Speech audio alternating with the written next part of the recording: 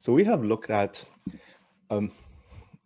system that we're trying to analyze that using a Fourier transform from the frequency domain. The input and output from X to Y go through the system, which is indicated by H impulse response. Now, all these things are very similar to the Z transform that we used before, as long as we understand that Fourier transform is just a special case of Z transform. That's a Z transform evaluated on the unit circle. Given that that unit circle Z transform converges, so the Fourier transform exists, then we can use almost all the features and the properties from Z transform to Fourier transform. Okay, so here's something that we left last time, is to do a to work on a random signal, random input signal. The system is the same that we have H indicator system. H is input, Y is output. We are trying to find a case that this signal, input signal, X, is a random signal. It's a random signal, and this is a case that we used a lot in practical system. For example, a communication system, the input is random. If the input is deterministic, then I don't need to have this communication. I know what the transmitter is saying. Usually we don't know before we observe the output. So for me, that the input signal is random signal. The only thing I can know of the random signal is some of the statistical properties of the random signal. For this communication input, whatever being transmitted is always changes. It's random, right? There's not a fixed pattern. There's nothing that's repeated. So, but we know some of the statistic features. For example, the average of this input, it can be zero averaged. For if we are, say, the communication were modulated with the bits 0 and a 1, 0 and a 1. And those are the binary digits. So getting to, if do a post shaping, we post shape that into a positive 1 and a negative 1. Okay, of course you have a post, but we sample that at a positive 1, negative 1. And then you average on that, it's a 0. So the average of that is 0, or the first statistic order input signal X is 0. Now it's fixed. And we also can talk about the second order statistics, which is the variance. Okay, the variance or the correlation, these are the second statistics. Okay, so let's look at the signal, output signal. We also look at some statistic properties. So if the input is random, the output is also random. I'm checking the expected value of the output signal, which is the expectation of the output. And that's the average, the output signal. So we plug in this system convolution, system H convolve with X. H is the system. That's the system impulse response.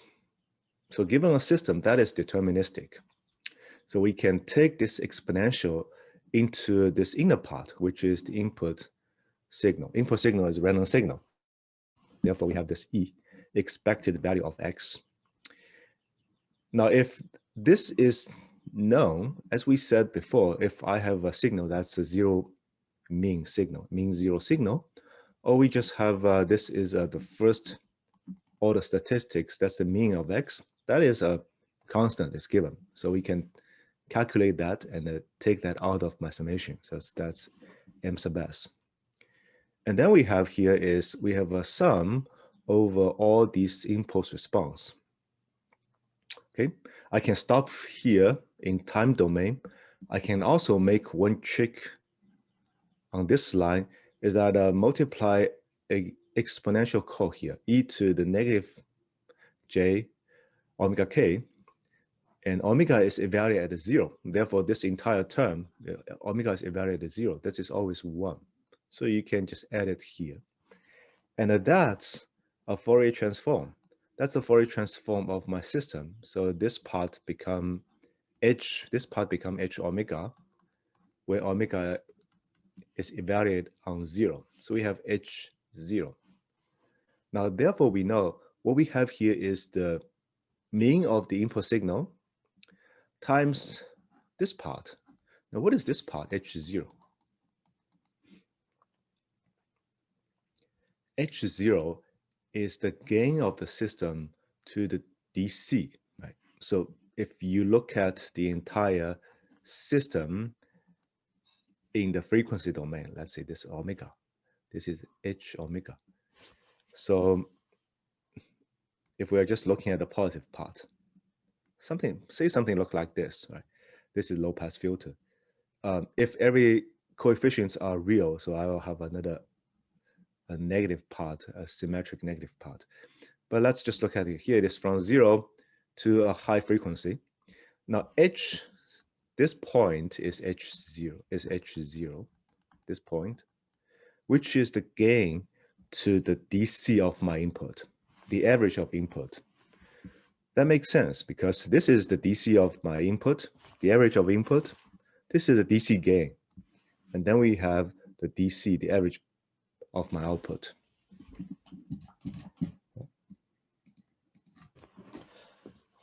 To further that, we look at the second statistic of a random signal. Second statistics is we are looking at an autocorrelation function here. And if you are familiar with mathematics, you probably will ask me, why not covariance or variance, right? Usually we're talking about the average, the mean and the variance. Well, the variance of a signal is y subtract mu y, or the mean of y, and you take that square, and expectation, right? This is how we calculate the variance of a signal, y. What is that? That's exponential of y is a random variable, or it's a random signal. Subtract, this is the mean of y.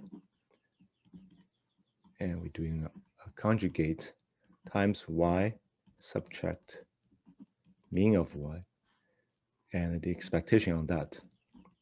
Okay.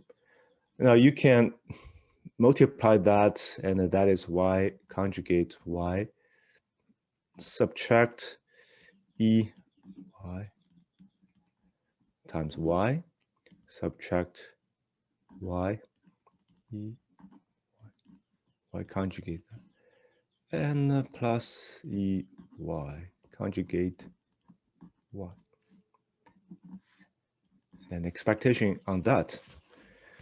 Expectation on that, now the first part is e y.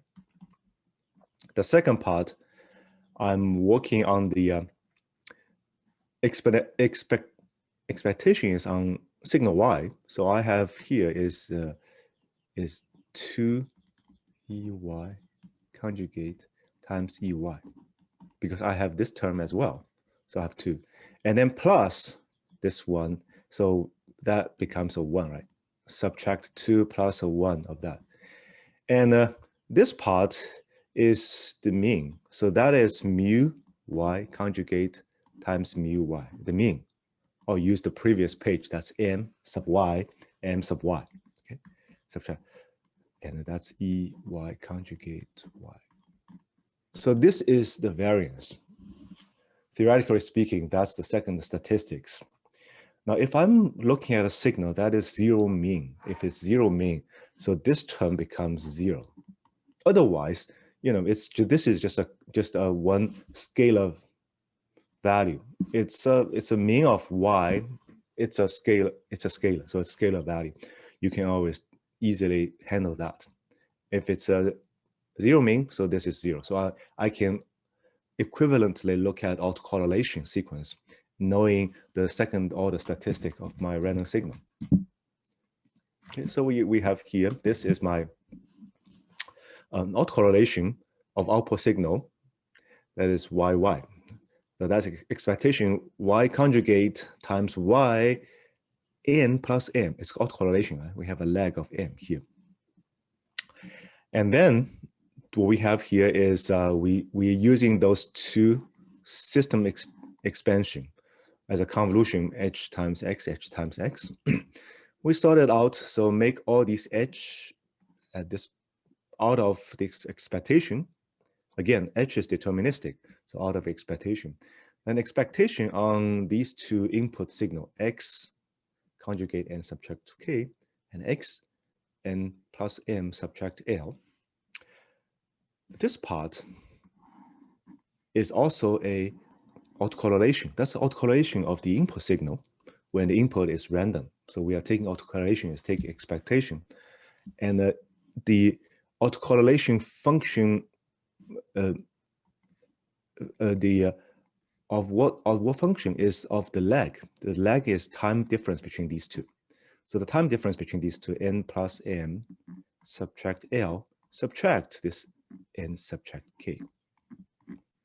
The difference between these two time index. And that will give me a positive K subtract L plus M, which is here. Now we have HH, and then we have the autocorrelation of the input signal. And then if I am looking at the power spectrum, the power density spectrum of the output, so here I got this capital gamma YY, that's the power spectrum. And it is a Fourier transform of the autocorrelation of the signal, right? It's a Fourier transform. Take the autocorrelation of Y, Fourier transform. So sum over that, this multiplied by e to the power negative j omega n. We replace this with the result we had before in this bracket. Reorder all these sums. So these two sum, inner sum is with variables k and l, with variable k and l, and this outer sum with variable of m. However, m is only related with this value here. So we take this sum to the inside. So we sum over m. Then we have this autocorrelation of xx of m, and we also have this term here. This is the core exponential that has m here too. So we put m here too, and that's the entire sum over m. Now, if I'm looking at this part, it looks like a Fourier transform. The only difference is a little bit complicated because the time index here is not just one m. It's with this compound value of k subtract l plus m. And well, we can do some change. I can make this e to the negative j omega k subtract l plus m. If I'm doing that, and then because m is from negative infinite to infinite, kl, they are just two integers. Therefore, I can easily change this variable k subtract l plus m from negative infinite to infinite. And then the entire thing is a Fourier transform, and that will give me this. But because you are doing this change, so I need to multiply two more terms just to cancel that, what I construct here. So one is e to the positive j omega k. Another term is e to the power negative j omega l. Okay, so if I multiply these two terms, then I cancel the effect. I give me the original exponential. Now, so from here to the next line here, we know we did a Fourier transform. That's the spectrum of the input signal. That's the Fourier transform of the autocorrelation signal of x. Then I have two of those, and we distribute one of those to hk, distribute another to h of l, and break that into two sum. Because for these two sum, one is sum over index k, it's only here. The other is sum over index l, only here. So it's very clear we can separate that into two groups. And then these two brackets is also Fourier transform, which is a Fourier transform on the impulse response H, right? So I get this part is H omega. Now this part is a little different because, be careful, because I have, this term is positive. It's not negative, that's positive to the positive power j omega k. Therefore, it will give me H negative omega. As we seen before, this is equivalently, we have H omega conjugate times H omega. So we have H omega absolute value squared. Right. To conclude what we have here for the random input signal, we know that if I'm checking the random signal at the output, I can also look at the statistics. The first order statistic, which is the mean, that is the mean of input times the DC gain. All right, so this part is very clear. The second part is that I have the autocorrelation of the input signal, autocorrelation of the output signal, and the gain is my system function, absolute value of the system function square. So you can take that as my input is the spectrum of the input, as if I'm going through this, and then give me the power spectrum of the output. Right. Now this block diagram, because everything is in the frequency domain, that is a product. So it says with this equation. Very similar to what we had before. What we had before is I'm using SXX and using SYY. That's the power spectrum of the input signal when input signal is deterministic. Power spectrum of the output when output is deterministic. And of course, when you have a random signal, it should look like the same. The block diagram is exactly the same. We also use the autocorrelation of the input, autocorrelation of the output. You can also use that. Well, at this time, what you have is you are representing everything in the time domain. So we understand the system should be represented by its time domain, and I should use a correlation, using a convolution instead of a product. And in this case, since I'm only dealing with autocorrelation and a power spectrum, therefore, I do not need the phase information. So if you look at the system, if you represent by this, right? Equivalently, I am only looking at this, the absolute value of H. So what I did here is I neglect the phase term. I only take the gain, the gain in the amplitude, whatever you have in the input of different frequency. I will emphasize some frequency. I will de-emphasize other frequency. So I'm only looking at the amplitude. Indeed, as we talked before, when you're dealing with autocorrelation, when you're dealing with power spectrum, you neglect the phase. You're only looking at the gain of your system. Right? And then the last one is here, the similar what we had before. So I'm just giving this equation, giving the result without the mathematical proof. So if the input is autocorrelation function or the spectrum of my input signal X, in this case, that's a random signal. So I'm using this capital gamma or little gamma indicated that's a random signal autocorrelation, random signal spectrum. If you go through my regular system, what you have here at the output is the cross correlation between output and input. So this is how you translate that into the frequency domain. Let me just call that a cross spectrum of input signal X and Y, but it doesn't have a physical meaning for that. It's really not a spectrum, but I just call it a cross spectrum. We understand that's a Fourier transform from the cross correlation.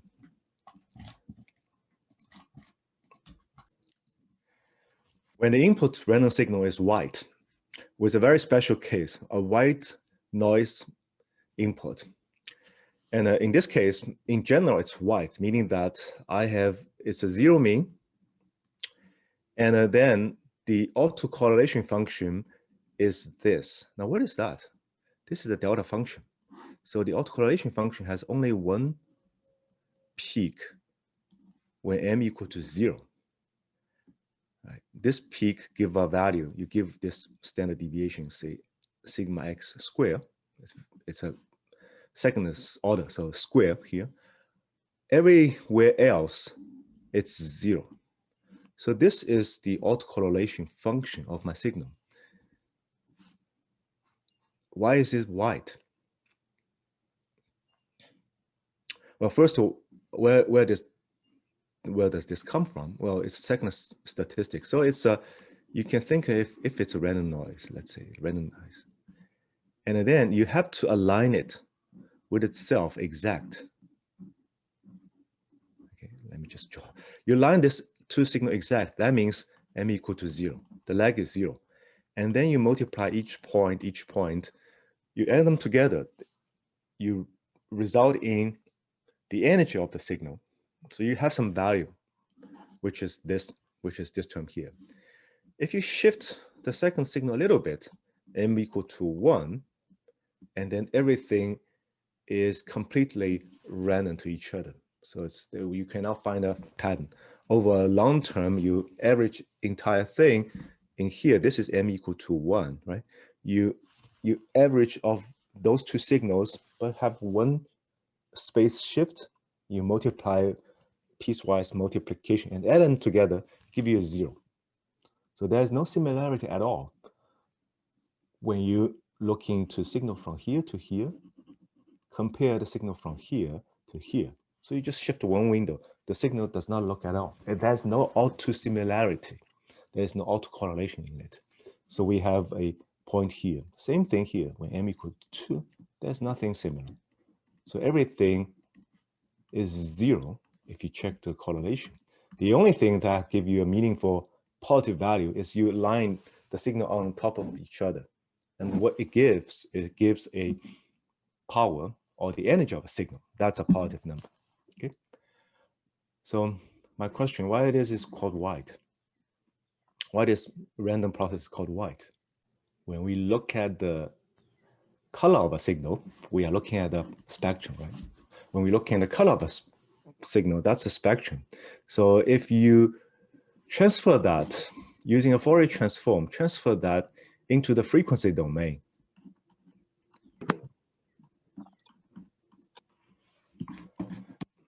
Transfer that into the frequency domain, what does that give you? A delta function. That will give you a constant value across the entire spectrum, right? What you have here is, it goes like this. That's the Fourier transform. You have a very limited in time, you have unlimited span in the frequency. And that is all colors, so it's white. It's a white signal. Now I have here is the output is 0. The autocorrelation of my signal is just one value, as I'm showing here. The output signal y, and also look at the spectrum. That is the same spectrum shape here. It's all flat, but you multiply by the gain of your system. Now at this time, this spectrum of the output signal may not be completely flat. Right? This is flat. It's overall frequency. It's just one value. But I have to multiply by the spectrum of your system. For example, if the system is a low-pass system, if the system H omega absolute value looks like this, from 0 to 2 pi here, and then you multiply these two, and then the output, of course, the output gamma y of the omega, it should look like this. It's multiplication, so that's all zeroed, and exactly what we have here.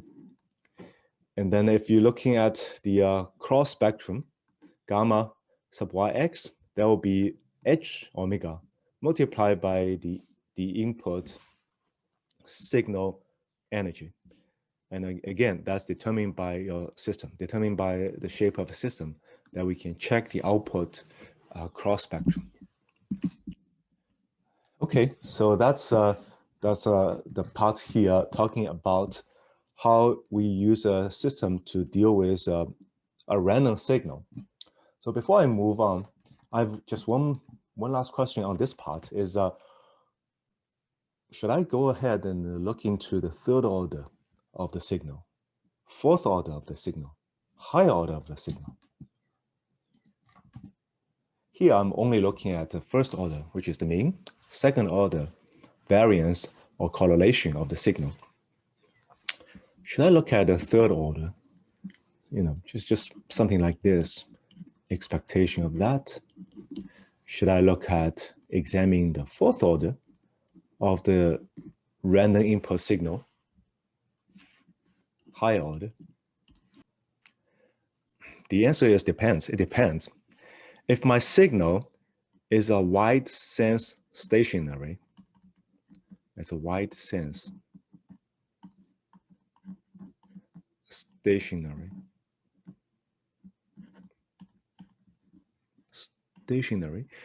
This is a very important concept in signal processing. So stationary signal, so you can think of stationary signal is that the mean of the signal doesn't change. We all talk about random signal here. Stationary random signal, meaning that in general, the mean doesn't change. Right? It's over a long run, it's a stationary, it's stable. Wide sense stationary, meaning that over the long run, you have the first order, second order, they are stationary. And I'm only going to check, so for wide sense stationary, I'm only going to check the first order,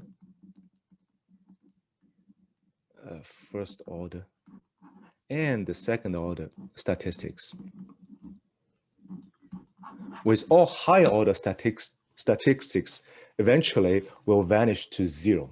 So we are not looking at that. And at this time, we say the signal has only a constant positive first order value, a constant positive second order value, with higher order values will all be zeros in the long run. That is wide sense stationary. And most of the signal that we are dealing with are wide sense stationary, WSS. Therefore, we only need to discuss about its mean and the variance. This is indeed what we do in signal processing.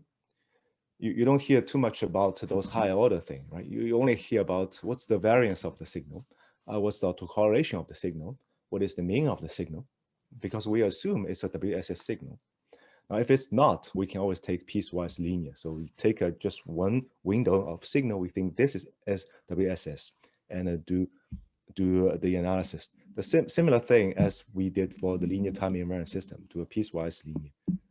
So okay, so that's one of, I think that's an important knowledge point. I want to mention that before I move on. So the next part of this class, I'm going to go further with the frequency domain analysis for linear time invariant system. And we are looking at the LTI system as frequency selective filters. This concept we have talked a lot, filtering. In the time domain, we call that a filter. The system, we can call system a filter because we filter out a certain part of frequency in a signal. If it's low pass filter, meaning that low frequency will pass, but high frequency component will be filtered out. So we are doing some manipulations from the frequency perspective of a signal, and we call the system is a filter. So this is the same thing saying that I'm looking at the frequency domain analysis, how we are checking with the system. It's a filter. Filter is, of course, it's a frequency selective. Yeah. If it's, we will see later on in this class, we will see just one very unique case is all pass, meaning that there's no frequency selectivity, so all frequency will pass. And that has a unique function for that. So let's look at LTI system performs a type of discrimination of signals. of filtering among various frequency components at its input. So the output will have some emphasis, will have some reduction in different part of frequencies. So the nature of this filtering action is determined by the frequency response characteristic of H omega. So here is the system. System in the frequency domain is capital H. So we're using capital H omega. Now, if you're careful, you will find out I'm not using H omega absolute value. But in this line, what I said, H omega, that means not only the gain is important, I should also look at the angle of my system or the phase of my system. Okay, we will see that. So first look at the amplitude part. Amplitude part is easy to understand. Now, if I have a low pass filter, it's from here, 0 to pi. Okay. Here is 2 pi. I just want to say 2 pi. Where is the frequency at 2 pi? That is frequency of Fs. So when you do sampling, that is the signal in the time domain is discretized. Therefore, in frequency domain, it should be periodic. So I have another copy in frequency here at 2 pi, another copy at negative 2 pi, and so on and so forth. And at this point, for the physical unit of frequency hertz, that corresponding to Fs. This point is our Nyquist frequency, Fs over 2. That's the high frequency I can have if you're using this carrier frequency. So that's the highest frequency unambiguously can be represented in the input signal. DC, the lowest, this is the highest. Therefore, if H omega absolute value look like this, that's a low pass filter. If it's look like this, the second picture, that's a high pass filter. Cutoff frequency is omega C. So greater than omega C, H omega absolute value is 1, that's pass. Below that, we just filtered out all these signal components. Band pass filter, within a band from omega 1 to omega 2, within this band, all these signals can pass. Beyond this band, it will be filtered out. It will be attenuated down to 0, ideally.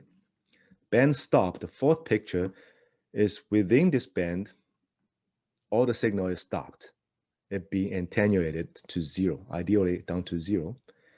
And beyond this band, which is from DC to this cutoff frequency omega 1, from cutoff frequency omega 2 to the highest frequency pi, that's all pass. So that's 1. And then, as we said, we have a very unique case. The last picture is called all pass. All pass filter is everything is 1. From DC to highest frequency, from DC to pi, everything is 1. So you have a signal input, you have signal output, you check with the signal energy of each frequency component, it doesn't change. It doesn't change. So why do we need this? Is this redundant? Why do we take the trouble to discuss or even put a all-pass filter here? Input signal X, go through this all-pass filter. Give me a Y.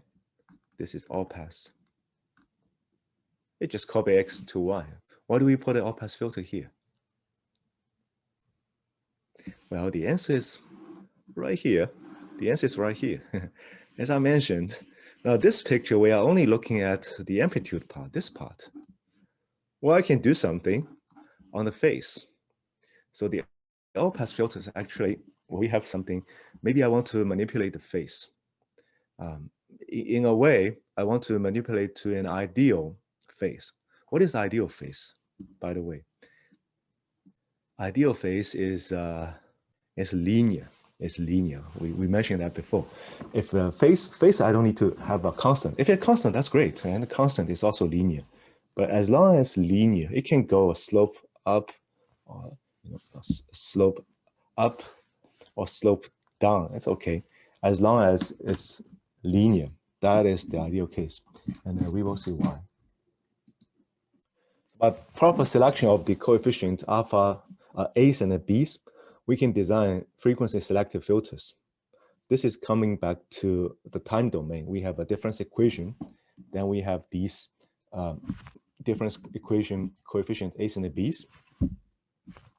These are all also the coefficients of the polynomial. If you represent using Z transform, using the Fourier transform, those are A's and B's. And using that, we can design a different type of filter. And then we will see later on how to actually find those A's and B's to design the filter. That is actually a very important knowledge point of this chapter as well. That's to design a filter, right? Design a filter, meaning that I need to find those coefficients, especially the coefficients in my Z transform polynomial, A's and B's, or the difference equation, A's and B's. Let's take baby steps. Look at an ideal filter. Ideal filter, looking at a bandpass filter in this case. So the cutoff frequency is omega 1, omega 2.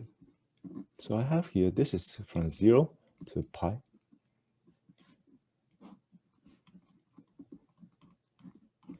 Now, if I'm looking at a bandpass filter, an ideal case is I have a rectangular box here,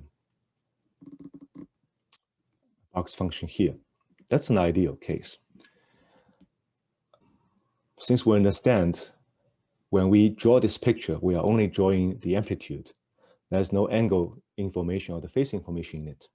So the ideal case, in general, I can write into this form. So H omega equal to a constant C. Constant, this is constant C, any constant, and not necessarily being 1. It can be C. And multiply by this. This is an exponential. So once you take absolute value, this part goes to 1. It just disappeared. And then that's within the range omega 1 to omega 2. If going beyond that, that's all 0.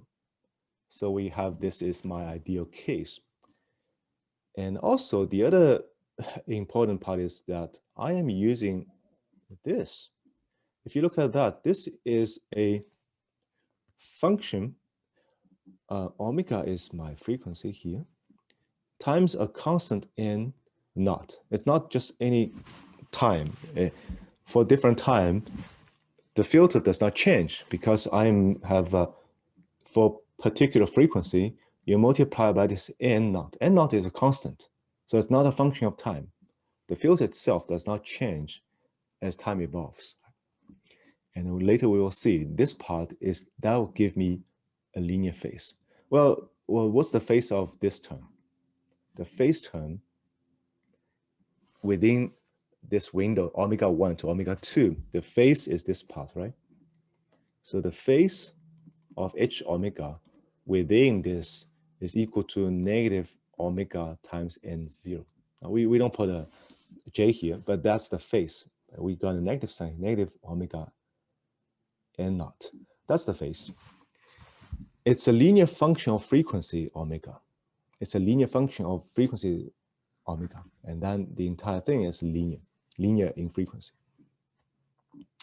Okay, so that's the best we can get. That's an ideal filter.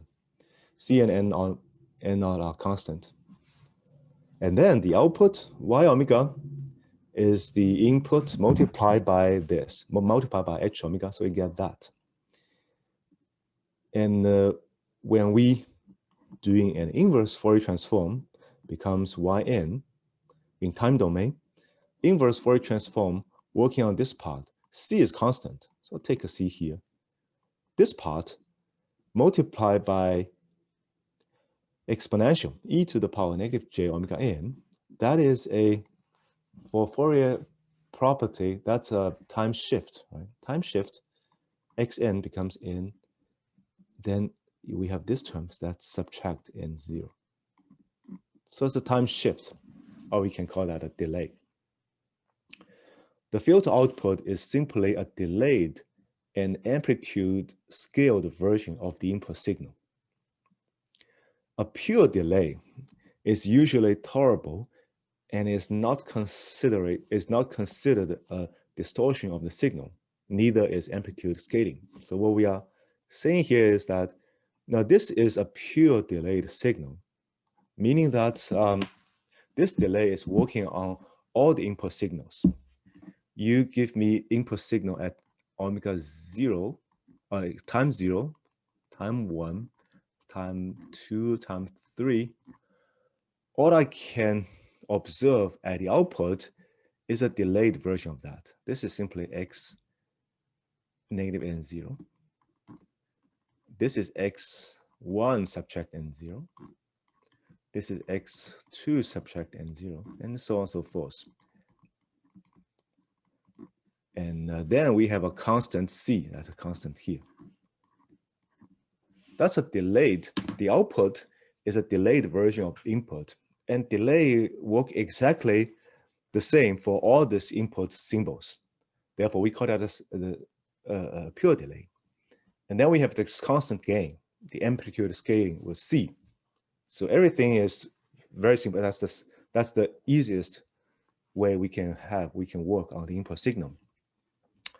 And of course, this delay we can tolerate. I just put one memory spot or N0 memory in my system, then I can have that. That's the ideal case. Now, for this ideal case, then we know we need to have this term. We need to have this phase should look like negative omega naught. In this case, negative omega n naught. Right? As we said, this is a linear function in frequency with the slope negative omega naught. So we kind of have this feeling why linear is good, because linearity in the system will give me a pure delay for the input signal and give me the output. So I don't want to mess up with that. So I want to treat all the input the same with just one delay unit. Therefore, the ideal filter have a linear phase characteristic within their passband. That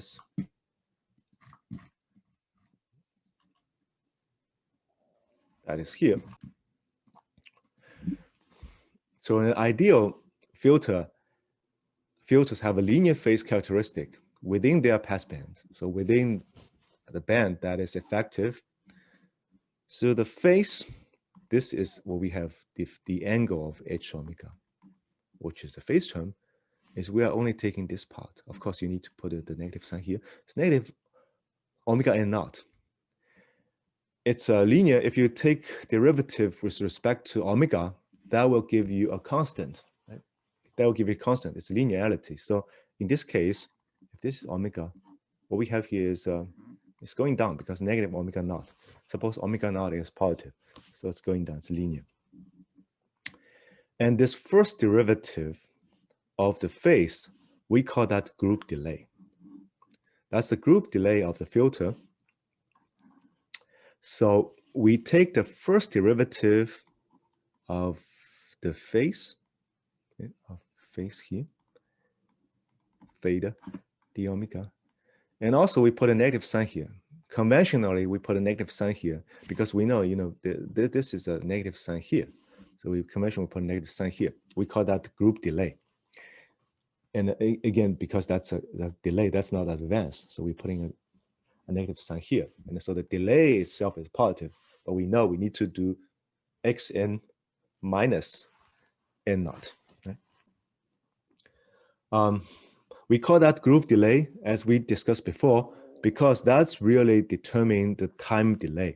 Now, when you do this on this signal here, what we get, well, this group delay in G is equal to N0, right? If you do this differentiation, it just gives you N0. This N0 is exactly the signal delay that we had before. So let me just flip back. That's the signal delay right here. And subtract, that's a delay here. So kind of why I need a negative sign. When you're talking about delay, you subtract, but N naught itself is positive. So linear phase, equals to the group delay is constant. In this case, all frequency components of the input signal undergo the same time delay. That's the best we can have. That's we just easy on ourselves on how we produce the output signal. And indeed, how to check if my phase is linear, if the phase is linear, and then we have to check with the group delay. Linear phase system, usually we just simply call that's a linear system. It's a linear phase system, and we call that linear system. Later on, if I want you to say, how do you check the system is linear phase? And then you need to give me the answer in your exam. You say, well, I need to check the group delay. This is how we do it. We just take the phase and check the group delay. It's the first derivative with respect to omega. So finally, let's quickly going over an ideal filter. What is an ideal filter? Ideal filter is the impulse response is a sinc function. Why? Because ideal filter in the frequency domain, that's a box function. Therefore, in the time domain, it has to be a sinc. This filter is not causal, and it is not absolutely summable, and therefore unstable. It's a sinc function. Sinc function goes forever. It's a large tail on two directions. Not absolutely summable, and therefore ideal filter is unstable. So what we want to do is we want to design some simple digital filter by the placement of poles and zeros in the z-plane to have the function of the ideal filter. But at the same time, I want it to be stable. Now, when we're talking about poles and zeros, that gives me a good idea. Maybe I should move all these poles within the unit circle, so I can, at the same time, keep the system stable as well as ideal. But of course, ideal is close to ideal. We have to do some sacrifice. And that we were going to see next time.